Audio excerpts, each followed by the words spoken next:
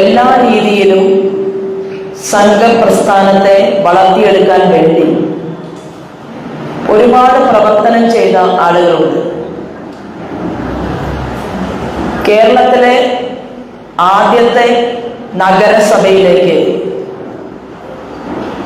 ഒരു ചെയർപേഴ്സണെ കൊടുക്കാൻ, പ്രിയ അജയനെ സമ്മാനിക്കാൻ സാധിച്ചവരുടെ ഒരു ഗ്രാമം കൂടിയാണ് ഈ പ്രദേശം. അതിലും എത്രയോ വർഷങ്ങൾക്ക് മുമ്പ് രാഷ്ട്രീയ സ്വയംസേവക സംഘത്തിന്റെ തലമുതിർന്ന അധികാരികളെ ഒരുമിച്ചിരിക്കാൻ, അവരുമായി ഭക്ഷണം കൊടുക്കാൻ, അവർക്ക് ഒരു നേരമെങ്കിലും ഒരു വീട്ടിൽ കിടപ്പുമുറി ഒരുക്കാൻ, ആ ഓർമ്മകളിലൂടെ ജീവിക്കാൻ സാധിച്ച എത്രയോ പരിണിതപ്രജ്ഞരായിട്ടുള്ള ആളുകൾ ഈ വേദിക്കകത്തിരിക്കുന്നുണ്ട്. എന്നിട്ടും ഭാരതീയ ജനതാ പാർട്ടി നേതൃത്വം നൽകുന്ന NDA, ആ NDAക്ക് വോട്ട് ചെയ്യണം എന്ന് പറയാൻ വേണ്ടി നമ്മൾ ഒരു യോഗം വിളിക്കണമെന്ന് ആഗ്രഹിക്കുന്നത് നമ്മളല്ല, കോൺഗ്രസ്സുകാരനും മാർക്സിസ്റ്റുകാരനുമാണ്. അതെന്തിനാണ് നമ്മളെ പഠിപ്പിക്കുന്നത്? അത് അവർ പഠിപ്പിച്ചിട്ടല്ലല്ലോ നമ്മൾ ഓരോ വാർഡുകളിലും കൗൺസിലർമാരെ സൃഷ്ടിച്ചത്. കേരളത്തിൽ അങ്ങോളം ഇങ്ങോളം ഏതെങ്കിലും മറ്റു രാഷ്ട്രീയ പാർട്ടിയുടെ നേതാക്കന്മാരോട് ചോദിച്ചിട്ടാണോ നമ്മൾ സംഘടനാ പ്രവർത്തനം നടത്തിയത്? ഏറ്റവും ആദ്യം പാലക്കാട് ആര് സ്ഥാനാർത്ഥിയാകണം എന്ന് തീരുമാനിക്കാൻ വേണ്ടിയിട്ടല്ല ആദ്യത്തെ യോഗം കൺവെൻഷൻ വിളിച്ചത്. ആദ്യത്തെ കൺവെൻഷൻ വിളിച്ചത് 2 കേന്ദ്രമന്ത്രിമാർ, ശ്രീമാൻ സുരേഷ് ഗോപിയും ശ്രീ ജോർജ് കുര്യനും. തൃശൂരിൽ പെട്ടി പൊളിക്കുന്നത് വരെ 3ാം സ്ഥാനത്തിരിക്കും സുരേഷ് ഗോപി എന്ന് പറഞ്ഞ് പ്രചണ്ഡമായ പ്രചരണങ്ങൾക്ക് നേതൃത്വം കൊടുത്ത് സുരേഷ് ഗോപി ഏതെല്ലാം കേസുകളിൽ പെടുത്താൻ സാധിക്കുമോ എന്ന് പരിശോധിച്ച് അതിനുവേണ്ടി പരിശ്രമിച്ച് ഭാരതീയ ജനതാ പാർട്ടിക്കെതിരെ കുപ്രചരണങ്ങൾ മുഴുവൻ അഴിച്ചുവിട്ട് പെട്ടി പൊളിച്ചു കഴിഞ്ഞപ്പോ 75,000 വോട്ടിന്റെ ഭൂരിപക്ഷത്തിനാണ് തൃശ്ശൂരിലെ ക്രിസ്ത്യാനിയും ഹിന്ദുവും മുസൽമാനും ഒക്കെ കൂടി ശ്രീമാൻ സുരേഷ് ഗോപിയെ വിജയിപ്പിച്ചത്. അങ്ങനെ വിജയിച്ച് ഡൽഹിയിൽ ചെന്നപ്പോ സുരേഷ് ഗോപിയുടെ മകളുടെ കല്യാണത്തിന് വരെ ഇന്ത്യയുടെ പ്രധാനമന്ത്രി കേരളത്തിലേക്ക് വന്നത് സുരേഷ് ഗോപി എന്ന് പറയുന്ന ഒരു വ്യക്തിയോടുള്ള സ്നേഹം കൊണ്ട് മാത്രമല്ല, സുരേഷ് ഗോപിയെ പോലെ അതുല്യനായിട്ടുള്ള ഒരു കലാകാരനെ എല്ലാ രീതിയിലും ജനങ്ങൾ സ്വീകരിക്കുമെന്ന ബോധ്യം വന്നു ശ്രീമാൻ നരേന്ദ്രമോദിക്ക്.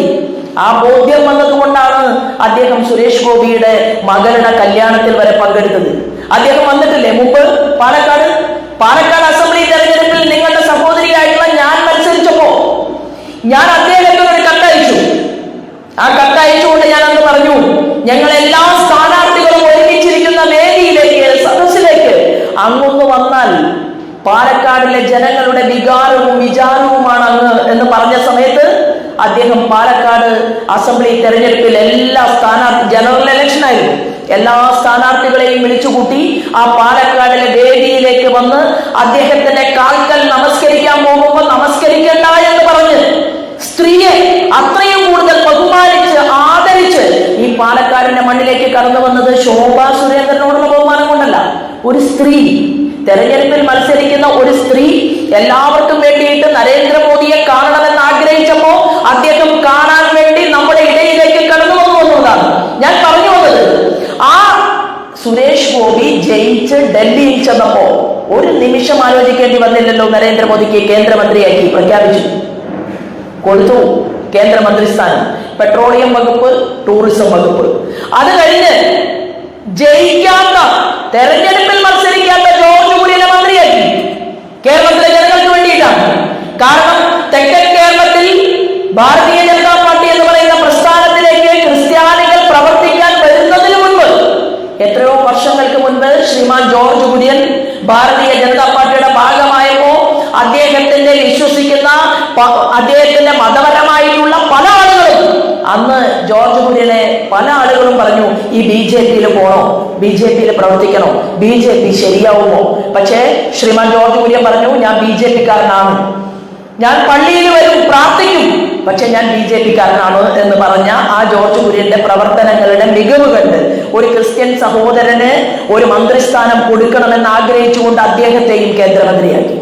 4 വകുപ്പുകൾ, ഈ 4 വകുപ്പുകൾ 2 കേന്ദ്രമന്ത്രിമാർക്ക് കിട്ടിയിട്ട് ഈ കേരളത്തിന്റെ മുഖ്യമന്ത്രി പിണറായി വിജയന്റെ മരുമകനായിട്ടുള്ള റിയാസ് ടൂറിസത്തിന്റെ മന്ത്രിയാണ്. സുരേഷ് ഗോപി കേന്ദ്രത്തിൽ ടൂറിസത്തിന്റെ മന്ത്രിയാണ്. ഒറ്റത്തവണ സുരേഷ് ഗോപിയെ കാണാൻ പോയിട്ടില്ല. അപ്പൊ കേരളം നന്നാക്കലാണോ ഇവരുടെ പരിപാടി? കേരളത്തിലേക്ക് വികസനം കൊണ്ടുവരലാണോ ഇവരുടെ പരിപാടി? പദ്ധതിയല്ല. അവർ ആഗ്രഹിക്കുന്നത് കേരളത്തിൽ 10 പേർക്ക് ജോലി കിട്ടണമെന്നല്ല.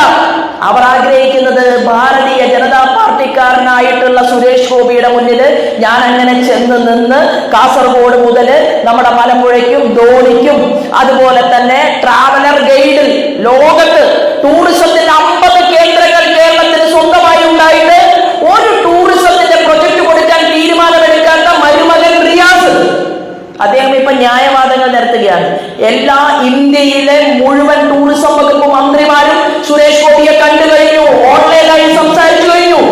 3.5 മാസമായിട്ട് ഒരു പ്രൊജക്ട് കൊടുക്കാത്ത മുഖ്യമന്ത്രിയും മരുമകനും ഈ നാട്ടിലുണ്ട്. എന്താ 100 പേർക്ക് ജോലി കൊടുത്തുകൂടെ? 1000 പേർക്ക് ജോലി കൊടുത്തുകൂടെ? വികസനം നടത്തിക്കൂടെ? വേണ്ട എന്നാണ് അവരുടെ തീരുമാനം. ജോർജ് കുര്യന്റെ വകുപ്പോ പശു വളർത്തൽ, മൃഗസംരക്ഷണ വകുപ്പ്, ഫിഷറീസ്, മത്സ്യബന്ധനം. നമ്മുടെ നാട്ടിൽ 312 കിലോമീറ്റർ കടലോരം സ്വന്തമായിട്ടുള്ള കേരളത്തിൽ മത്സ്യപ്രവർത്തകർ നിത്യ ദുരിതം അനുഭവിച്ചുകൊണ്ട് ഉപജീവന മാർഗത്തിന് ഗതിയില്ലാതെ ജീവിക്കുന്ന ഈ കേരളത്തിന്റെ മണ്ണിൽ, എത്രയോ നീണ്ട കടൽ തീരമുള്ള കേരളത്തിന്റെ മണ്ണിൽ എന്റെ സഹോദരന്മാരോടും സഹോദരിമാരോടും ഞാൻ പറയുകയാണ്, 10 മത്സ്യത്തൊഴിലാളികളുടെ വികസന പ്രവർത്തനത്തെ കുറിച്ച് ചർച്ച ചെയ്യാൻ ജോർജ് കുര്യനുമായിട്ട് സമ്മതിക്കാൻ തയ്യാറായില്ല. എന്നിട്ടും തിരുവനന്തപുരത്ത് മുതലപ്പൊഴിയില് മനുഷ്യരുടെ ജീവൻ നഷ്ടപ്പെട്ടുകൊണ്ടിരിക്കുന്ന മുതലപ്പൊഴിയില് അതിനാവശ്യമായിട്ടുള്ള സംവിധാനങ്ങൾ, ഒരാൾ പോലും ഇനി മരിക്കാതിരിക്കാൻ ആവശ്യമായിട്ടുള്ള സംവിധാനങ്ങൾ ഒരുക്കി കൊടുക്കുമെന്ന് ശ്രീമാൻ ജോർജ് കുര്യൻ പറഞ്ഞു. വയനാട് ദുരന്തമുണ്ടായപ്പോ അവിടെ ഒരു സാധാരണ തൊഴിലാളിയെ പോലെയാണ്, ഒരു സാധാരണ വ്യക്തിയെ പോലെയാണ് ശ്രീമാൻ ജോർജ് കുര്യൻ പോയി നിന്നത്. ഒരു മന്ത്രിയുടെ ഒരു പരിവാരങ്ങളുടെയും അകമ്പടിയോട് കൂടിയിട്ടല്ല. ആ മനുഷ്യൻ അവിടെ ചെന്ന് നിന്ന് കാലിൽ ബൂട്ടണിഞ്ഞ് ആ മരണമടഞ്ഞ ആളുകളുടെ കുടുംബത്തോട് ഹൃദയം ചേർത്ത് വെച്ചുകൊണ്ട് പ്രവർത്തിക്കുന്നത് നിങ്ങൾ കണ്ടു. ഞാൻ പറഞ്ഞു വന്നത്, അങ്ങനെ 2 കേന്ദ്രമന്ത്രിമാരെ കൊടുത്തു. 2 കേന്ദ്രമന്ത്രിമാരെ കൊടുത്തതിന് ശേഷം നടക്കുന്ന ഒരു ഉപതെരഞ്ഞെടുപ്പാണ് പാലക്കാടിൽ നടന്നത്. ആ ഉപതെരഞ്ഞെടുപ്പിൽ ആര് സ്ഥാനാർത്ഥിയാകണമെന്ന് ആരാ തീരുമാനിക്കുന്നത്? പാർട്ടി തീരുമാനിക്കും. പാർട്ടി തീരുമാനിച്ചു. ഞാൻ നിങ്ങളുടെ സഹോദരിയായിട്ടുള്ള ഞാനായിരുന്നു അത്രേ പാലക്കാടിലെ ഏറ്റവും കൂടുതൽ ഇഷ്ടപ്പെട്ട ഒരാൾ. അങ്ങനെ ഇഷ്ടപ്പെട്ടാൽ മതിയോ?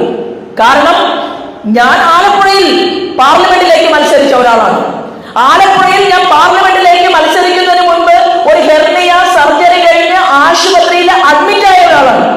28 ദിവസത്തിനുള്ളിൽ തെരഞ്ഞെടുപ്പിൽ മത്സരിക്കാൻ പോകണമെന്ന് മുതിർന്ന അധികാരി പറഞ്ഞപ്പോ നരേന്ദ്രമോദിജിക്ക് ഞാനൊരു കത്തെഴുതി, അമിത്ഷാജിക്ക് ഒരു കത്ത് കൊടുത്തു, നദ്ദാജിക്ക് ഒരു കത്ത് കൊടുത്തു. എന്റെ സഹപ്രവർത്തകൻ, എന്റെ നേതാവ്, കേരളത്തിലെ മുതിർന്ന മുൻ സംസ്ഥാന പ്രസിഡന്റുമാരോടെല്ലാം ഞാൻ പറഞ്ഞു, ഞാൻ മത്സരിക്കുന്നില്ല, കാരണം എനിക്ക് റെസ്റ്റ് വേണം, 6 മാസം മിനിമം റെസ്റ്റ് വേണം.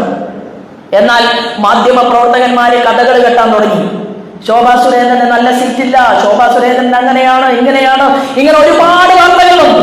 അത് കഴിഞ്ഞ് ഡൽഹിയിൽ നിന്ന് സംസ്ഥാന അധ്യക്ഷനെ വിളിക്കേണ്ടവര് വിളിച്ചിട്ട് പറഞ്ഞു ശോഭയോട് സംസാരിക്കണം. അപ്പൊ എന്നോട് പറഞ്ഞു എന്തായാലും മത്സരിക്കേണ്ടി വരും. അങ്ങനെ പെട്ടെന്ന് ആലപ്പുഴയിലേക്ക് പെട്ടിയും കിടക്കയും എല്ലാം പാക്ക് ചെയ്തുകൊണ്ട് ഞാൻ ആലപ്പുഴയിലേക്ക് മത്സരിക്കാൻ പോയി.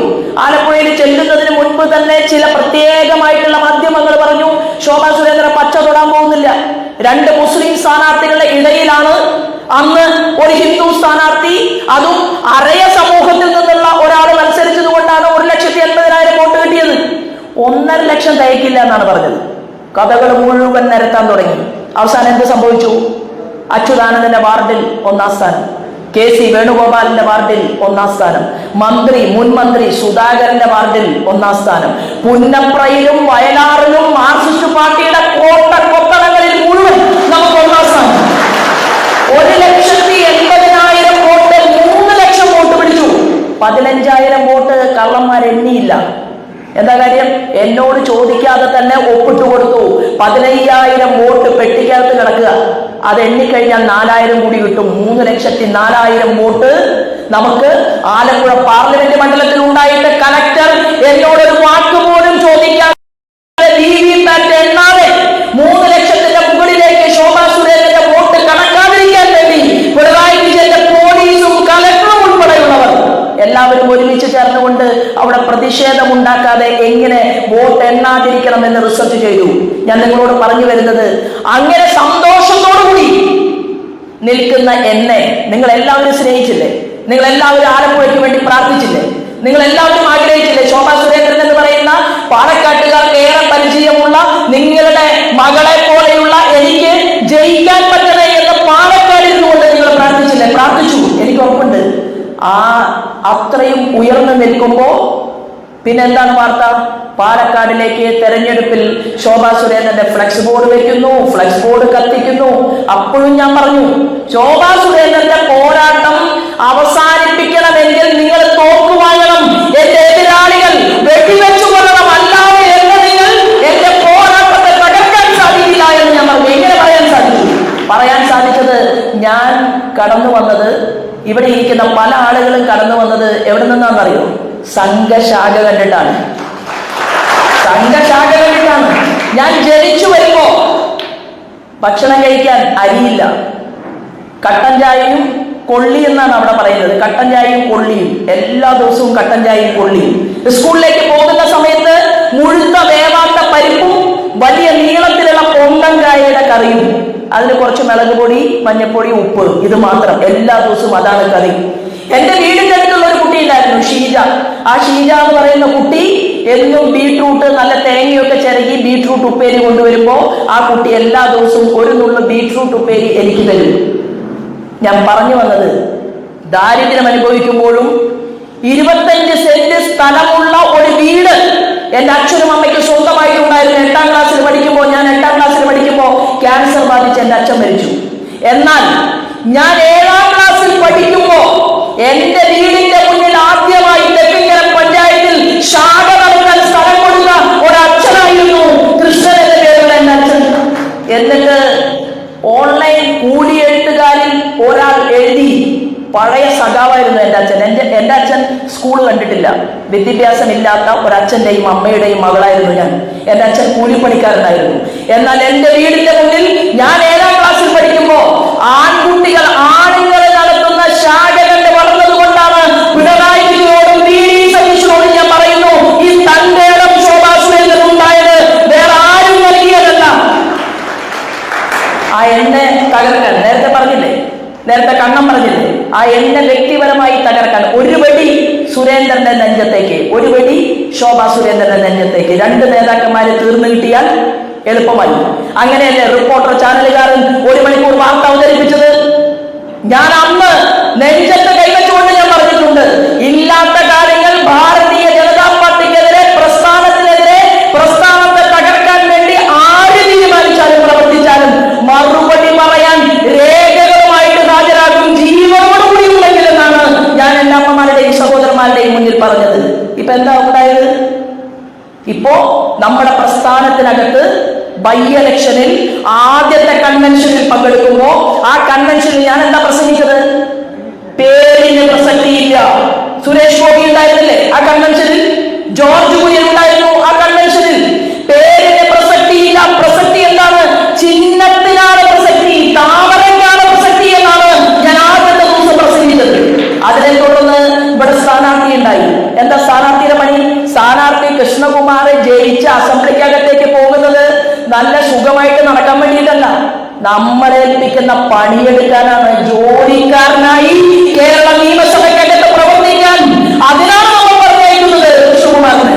കൃഷ്ണകുമാർ അവിടെ പോയാൽ പാർശ്വവൽക്കരിക്കപ്പെട്ടവരെ കുറിച്ച് സംസാരിക്കണം, കർഷകരെ കുറിച്ച് സംസാരിക്കണം, പീഡിപ്പിക്കപ്പെടുന്ന പെൺകുട്ടിയെ കുറിച്ച് സംസാരിക്കണം. ഈ നാട്ടിലേക്ക് കേന്ദ്ര ഗവൺമെന്റ് കൊടുത്ത കാർഷിക മേഖലയ്ക്ക് വേണ്ടി കൊടുത്ത കോടികളുടെ കണക്ക് ചോദിക്കണം. 51% വരുന്ന തുക ആരോഗ്യ മേഖലയ്ക്ക് വേണ്ടി മാറ്റിവെച്ച 100 രൂപയിൽ 51 രൂപയും ലാൻസാക്കി കളഞ്ഞ വീണാ ജോർജിനോട് കേരളത്തിന്റെ നിയമസഭയ്ക്കകത്ത് എണീറ്റ് നിന്നുകൊണ്ട് ചോദ്യം ചോദിക്കാനാണ് കൃഷ്ണകുമാറിനെ പറഞ്ഞിരിക്കുന്നത്. പിണറായി വിജയനും വി.ഡി. സതീശനും ഒക്കെ ഇപ്പോൾ വളരെ വളരെ സന്തോഷിക്കുകയാണ്. നിങ്ങൾ എന്താ സന്തോഷിക്കുന്നതിന്റെ കാരണമെന്ന് ഞങ്ങൾക്ക് മനസ്സിലായി. പക്ഷേ ഞങ്ങളങ്ങനെ ഒരു പഞ്ചായത്ത് പ്രസിഡന്റിനെ ഉണ്ടാക്കലല്ല മിസ്റ്റർ പിണറായി. ഞങ്ങളുടെ ഏറ്റവും അവസാനത്തെ ആഗ്രഹ പ്രതീക്ഷ ഈ ഭാരതം എന്ന് പറയുന്ന അമ്മയ്ക്ക് വേണ്ടി വന്ദേമാതരം വിളിക്കാൻ ഒരൊറ്റ കോൺഗ്രസ്സുകാരനില്ല കേരളത്തിൽ, ഒരു മാർക്സിസ്റ്റുകാരനില്ല. അതിന് ഞങ്ങൾ വേണം. ഈ ഭാരതത്തെ അമ്മയായി കാണാൻ, ജനനിയായി കാണാൻ, ജന്മഭൂമിയായി കാണാൻ. അതിനാണ് ഞങ്ങൾ പ്രവർത്തിക്കുന്നത്. ഞങ്ങൾക്ക് ഇനി തോൽക്കാൻ മനസ്സില്ല എന്ന് പ്രഖ്യാപിച്ചുകൊണ്ടാണ് നമ്മൾ ഇവിടെ ഒരുമിച്ച് കൂടിയിട്ടുള്ളത്. നമുക്ക് വിജയിക്കണം. നമുക്ക് വിജയിച്ച് ഒരാൾ കേരളത്തിന്റെ നിയമസഭയ്ക്കകത്ത് പോകും. ഞങ്ങളെല്ലാം പുറത്ത് കാവൽക്കാരായിട്ടുണ്ടാകും. വരാൻ പോകുന്ന നാടുകളിൽ ഏത് SDPI-കാരനും, ഏത് പോപ്പുലർ ഫ്രണ്ടുകാരനും, ഏത് തീവ്രവാദിയും, ഏത് കോൺഗ്രസും ലീഗും മാർക്സിസ്റ്റ് പാർട്ടിയും നിങ്ങളൊരു കോട്ട കെട്ടിക്കോ. നിങ്ങൾ ദേശീയ തലത്തിൽ നരേന്ദ്രമോദിക്കെതിരാണ്, നിങ്ങൾ ഇന്ത്യ മുന്നണിയാണ്, നിങ്ങൾ ഒന്നാണ്. 12 ലക്ഷം കോടി രൂപയാണ് കോൺഗ്രസ് ഒറ്റയ്ക്ക് കട്ടെടുത്തത് 10 കൊല്ലം കൊണ്ട്. ലല്ലു പ്രസാദ് യാദവ് 1000 കോടി രൂപയുടെ അഴിമതി നടത്തി. മമതാ ബാനർജി ബംഗാളിലെ ദീദി, അവരും മോശമല്ല, 7000 കോടി രൂപയുടെ അഴിമതി നടത്തി. കോടിക്കണക്കിന് രൂപയുടെ അഴിമതി നടത്താൻ സാധിക്കാത്തത് കൊണ്ടാണ് ശ്രീമാൻ നരേന്ദ്രമോദിക്കെതിരെ എല്ലാവരും ഒരുമിച്ച് ചേർന്നുകൊണ്ട് നിങ്ങൾ വലിയ കൊട്ടാരം കെട്ടിയതെങ്കിൽ തമിഴ്നാട്ടിൽ സ്റ്റാലിനെ കാണാൻ പിണറായി വിജയൻ പോയിട്ട് ആ സ്റ്റാലിന്റെ അരികിൽ നിൽക്കുന്ന രാഹുൽ ഗാന്ധിയെ തൊട്ട് തലോടിയിട്ട് രാഹുൽ ഗാന്ധി ഉറയിലിട്ട വാളൂരിയെടുക്കുമ്പോ ആശീർവാദം കൊടുത്തുകൊണ്ടാണ് പിണറായി വിജയൻ തിരിച്ചു പോകുന്നത്.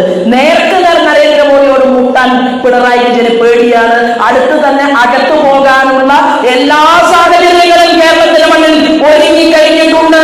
SFIയുടെ അന്വേഷണം മകൾക്കെതിരെ നടക്കുകയാണ്, മകന്റെ അമ്മായിയപ്പനെതിരെ അന്വേഷണം നടക്കുകയാണ്.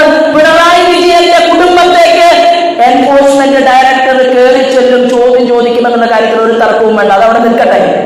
ഞങ്ങൾ പറഞ്ഞു വരുന്നത്, നിങ്ങൾ ഞങ്ങളുടെ പ്രസ്ഥാനത്തെ നശിപ്പിക്കാൻ, ക്ഷയിപ്പിക്കാൻ നിങ്ങൾ പരിശ്രമിച്ചുകൊണ്ട് മുന്നോട്ട് വരുമ്പോ എത്ര കാലമായി ഞങ്ങൾ സഹിക്കുന്നു.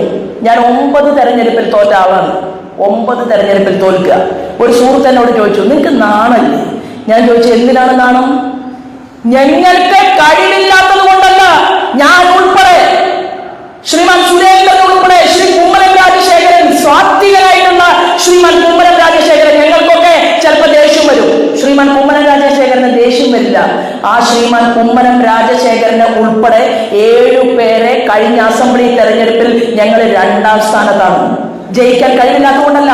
കോൺഗ്രസും മാർക്സിസ്റ്റ് പാർട്ടിയും ഒരുമിച്ച് കൈകോർത്ത് പിടിച്ച് കോൺഗ്രസ് മാർക്സിസ്റ്റ് പാർട്ടിയുടെ പുറംജോലി കൊടുത്ത്, മാർക്സിസ്റ്റ് പാർട്ടി കോൺഗ്രസുകാരുടെ പുറംജോലി കൊടുത്തിട്ടാണ് 7 പേർ ഞങ്ങൾ 2ാം സ്ഥാനത്ത് കഴിഞ്ഞ അസംബ്ലിയിൽ തോറ്റുപോയത്. അതിന്റെ തൊട്ട് മുൻപത്തെ ഇലക്ഷനിലും 1/2 ഡസനിലധികം വരുന്ന ആളുകൾ 7 പേർ 2ാം സ്ഥാനത്ത് നിന്നു. ഇല്ലേ? നമ്മളൊരു തീരുമാനമെടുത്തിട്ടുണ്ട്. ഞാൻ എടുത്തിട്ടുള്ള ദൃഢപ്രതിജ്ഞ എന്താണെന്ന് അറിയുമോ? തോറ്റിട്ടും തോറ്റിട്ടും തോറ്റിട്ടും കണ്ണിലെ കൃഷ്ണമണി പോലെ ഈ പ്രസ്ഥാനത്തിന്റെ കുങ്കുമഹരിത പതാകയെയും താമര ചിഹ്നത്തെയും ഞാൻ നിരീക്ഷിച്ചുകൊണ്ട്, സ്നേഹിച്ചുകൊണ്ട് എന്റെ ചങ്കിൽ താമര വെച്ചിട്ടുള്ളത് കേരളത്തിന്റെ മുഖ്യമന്ത്രിയെ സൃഷ്ടിക്കാൻ ഭാരതീയ ജനതാ പാർട്ടി നേതൃത്വം നൽകുന്ന NDAക്ക് നമുക്ക് ഒരു മുഖ്യമന്ത്രിയെ സൃഷ്ടിക്കുക എന്നുള്ള ദൃഢപ്രതിജ്ഞയുമായിട്ടാണ് നമ്മൾ ഒരുമിച്ച് കേരളത്തിന്റെ മണ്ണിൽ മുന്നോട്ട് പോകുന്നത്. അത് ശ്രീമാൻ നരേന്ദ്രമോദിക്ക് കാണിച്ചു കൊടുക്കുക എന്നുള്ളതാണ് നമ്മുടെ ദൃഢനിശ്ചയം. അതിനധികം സമയമില്ല. ഞാൻ പ്രിയ കുട്ടിയോട് പറഞ്ഞു, നിങ്ങൾ ചെയർപേഴ്സണായിരുന്നു കൊണ്ട് ഇനി അടുത്ത പണി പ്രിയയ്ക്ക് എന്താണ്? അസംബ്ലിയിൽ വ്യാപകമായിട്ട് യാത്ര ചെയ്യണം. പറഞ്ഞില്ലേ? അസംബ്ലിയിൽ വ്യാപകമായി യാത്ര ചെയ്ത കല്യാണങ്ങൾക്കും ഒരാൾ മരിച്ചാൽ മരണവീട്ടിലും വടിയന്തരത്തിലും ഒക്കെ പോയി നിറസാന്നിധ്യമായിട്ട് ഒരു പെൺകുട്ടി ഈ പാലക്കാടിന്റെ മണ്ണിൽ നിന്ന് വളർന്നു വരണം എന്നുള്ളത് നിങ്ങൾ ആരും പറഞ്ഞിട്ടല്ല. ഞാൻ പ്രിയയെ വീട്ടിൽ പോയി ഒറ്റയ്ക്ക് കണ്ട് ഞാൻ സംസാരിച്ചത്. ഇതായിരിക്കുന്നു എന്റെ മറ്റൊരു സഹോദരി. വയനാട് മത്സരിക്കാൻ വേണ്ടിയിട്ട് ഈ കുട്ടിയെ നിയോഗിച്ചു. എങ്ങനെയാണ് ഈ നവ്യ എന്ന് പറയുന്ന ഒരാൾ നമ്മുടെ പ്രസ്ഥാനത്തിനകത്ത് പ്രിയങ്ക ഗാന്ധിക്കെതിരെ മത്സരിച്ചത്? നവ്യ വോട്ട് ആവശ്യപ്പെട്ടിട്ടാണോ? എനിക്ക് പ്രിയങ്ക ഗാന്ധിക്കെതിരെ മത്സരിക്കണമെന്ന് നവ്യ പറഞ്ഞിട്ടല്ല നവ്യക്ക് സീറ്റ് കൊടുത്തത്. പാർട്ടി തീരുമാനമെടുത്തു. പെട്ടിയും കിടക്കയുമായി നവ്യ വയനാട്ടിലേക്ക് വണ്ടി കയറി. ഒരാൾ അപ്പോ ഒരു പ്രത്യേക മാധ്യമം ചോദിക്കുകയാണ്, ശോഭാ സുരേന്ദ്രൻ എന്താണ് പ്രിയങ്കയ്ക്കെതിരെ മത്സരിപ്പിക്കാത്തത്? ഞങ്ങൾക്ക് സൗകര്യമില്ലാത്തതുകൊണ്ട്. ഒരു ശോഭാ സുരേന്ദ്രനല്ല, 33% റിസർവേഷനാണ് ശ്രീമാൻ നരേന്ദ്രമോദി പ്രാവർത്തികമാക്കിയിട്ടുള്ളത്. 33% സ്ത്രീകൾ കേരളത്തിലെ നിയമസഭയ്ക്കകത്തേക്ക് കടന്നു ചെല്ലാനാണ് ആ നിയമം പാർലമെന്റിലും അതുപോലെ തന്നെ രാജ്യസഭയിലും പാസ്സാക്കിയിട്ടുണ്ടെങ്കിൽ നവ്യ ഉൾപ്പെടെ പ്രിയ ഉൾപ്പെടെ 33% സ്ത്രീകളെ ജയിപ്പിക്കാനാണ് ശോഭാ സുരേന്ദ്രന്റെ പ്രഖ്യാപിത ലക്ഷ്യം. അത് നെഞ്ചിൽ കൈവച്ചുകൊണ്ട് തീരുമാനമെടുക്കാനാണ് നമ്മുടെ പൂർവികർ പഠിപ്പിച്ചിട്ടുള്ളത്. ഞാൻ സൂചിപ്പിച്ചത് എന്താണെന്ന് അറിയുമോ? നമ്മൾ അങ്ങനെ തോറ്റുപോയി എന്നൊന്നും ഒരാളും വിചാരിക്കുന്നില്ല. കണ്ണേട്ടൻ ഇരിക്കുന്നുണ്ട്. എത്ര ചോറ് കണ്ണേട്ടൻ കൊടുത്തു വീട്ടിൽ വരുന്ന ആളുകൾക്ക്, എത്ര ചായ കൊടുത്തു? ഇതിനൊക്കെയുള്ള പാരിതോഷികം ഞങ്ങൾ തിരിച്ചു തരും എന്നുള്ള കാര്യത്തിൽ ഇവിടെ ഇരിക്കുന്ന മുതിർന്ന ആളുകളോട് പറയുകയാണ്. ഈ ഒരു പെട്ടെന്നുണ്ടായിട്ടുള്ള ഒരു വലിയ മഴയിലൊന്നും വാടിപ്പോകുന്നവരല്ലല്ലോ നമ്മൾ. അപ്പൊ നമ്മളെ സംബന്ധിച്ച് നമ്മൾ ഈ സമൂഹത്തിന്റെ വഴിവിളക്കുകളായി എന്റെ സഹപ്രവർത്തകന്മാരായിട്ടുള്ള എന്റെ പ്രായവും അതിന് താഴെ പ്രായമുള്ള ആളുകൾ നമ്മൾ വലിയ വലിയ സമര പോരാട്ടങ്ങൾക്ക് നേതൃത്വം കൊടുക്കും. ഈ പ്രസ്ഥാനത്തെ മുന്നോട്ട് കൊണ്ടുപോകും. ഈ പ്രസ്ഥാനത്തെ വളർത്താൻ വേണ്ടിയിട്ട് ചോര ചിന്തിയിട്ടുള്ള ബലിദാനികളുണ്ടല്ലോ, 300-ലധികം വരുന്ന ബലിദാനികൾ. കണ്ണൂരിൽ എത്രയോ വീടുകളിൽ എനിക്ക് പോകാൻ അവസരമുണ്ടായി. കരഞ്ഞുകൊണ്ട് ജീവിക്കുന്ന അമ്മ, ജയകൃഷ്ണൻ മാസ്റ്ററുടെ അമ്മ കൗസല്യാമ്മ, ഒരിക്കലും ഒരു പെറ്റി കേസിൽ പോലും പ്രതിയല്ലാത്ത ജയകൃഷ്ണൻ മാസ്റ്ററെ കുട്ടികളുടെ ക്ലാസ് മുറിക്കകത്തിട്ടുകൊണ്ട് ചോറ്റുപാത്രത്തിലും പുസ്തകത്തിലും ചോരത്തുള്ളികൾ തെറിപ്പിച്ച് മുഴുവി അരിഞ്ഞ് കീറി കൊലപ്പെടുത്തിയിട്ടുണ്ടെങ്കിൽ ആ കൗസല്യാമ്മയുടെ കണ്ണുനീരിന് റിസൾട്ട് ഉണ്ടാകാതിരിക്കും. ആ കൗസല്യാമ്മ മാത്രമല്ല, പന്നൂർ ചന്ദ്രൻ, അശ്വിനി കുമാർ, എത്രയോ ആളുകളെ കൊലപ്പെടുത്തി. ഈ പാലക്കാടും എത്ര ബലിദാനികൾ നമുക്കുണ്ടായിട്ടുണ്ട്. നമ്മുടെ സഞ്ജിത്തും നമ്മുടെ ശ്രീനേട്ടനും ഉൾപ്പെടെയുള്ള ആളുകൾ. ഇതിനു വേണ്ടി നമ്മൾ എടുക്കുന്ന വ്രതം എന്ന് പറയുന്നത് പേരിന് പ്രസക്തിയില്ലാതെ ചിഹ്നത്തിന് മാത്രം പ്രസക്തി, അത് ഹൃദയത്തിൽ സൂക്ഷിച്ചുകൊണ്ട് നമ്മൾ ഈ ബൈ ഇലക്ഷനിൽ നമ്മുടെ സഹോദരനെ വിജയിപ്പിച്ച് നിയമസഭയുടെ ശ്രീകോവിലേക്ക് പറഞ്ഞയക്കുമെന്നുള്ള ആ ദൃഢപ്രതിജ്ഞയിൽ പങ്കാളിയാകാൻ വേണ്ടിയിട്ടാണ് ഈ മൂത്താന്തറയില് കണ്ണകി അമ്മയുടെ സ്ഥലത്ത് മണ്ണിൽ ഞാൻ എത്തിച്ചേർന്നിട്ടുള്ളത്. ഇവിടെ കൂടുതൽ കാര്യങ്ങളിലേക്കൊന്നും കടക്കണം എന്ന് ഞാൻ ആഗ്രഹിക്കുന്നില്ല. നമ്മുടെ ഈ പോരാട്ടത്തിന് എല്ലാ ആശീർവാദങ്ങളും അനുഗ്രഹവും പ്രസ്ഥാനത്തിലെ മുഴുവൻ ആളുകളുടെയും ഭാഗത്തു നിന്ന് ഉണ്ടാകും എന്ന് ഉറപ്പുണ്ട്. ആ പ്രവർത്തനത്തിന് നമുക്ക് മുന്നോട്ട് പോകാൻ സാധിക്കും.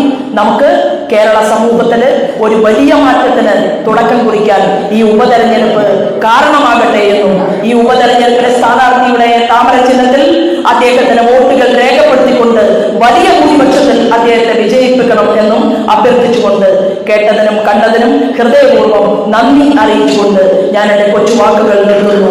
വന്ദേ മാതരം.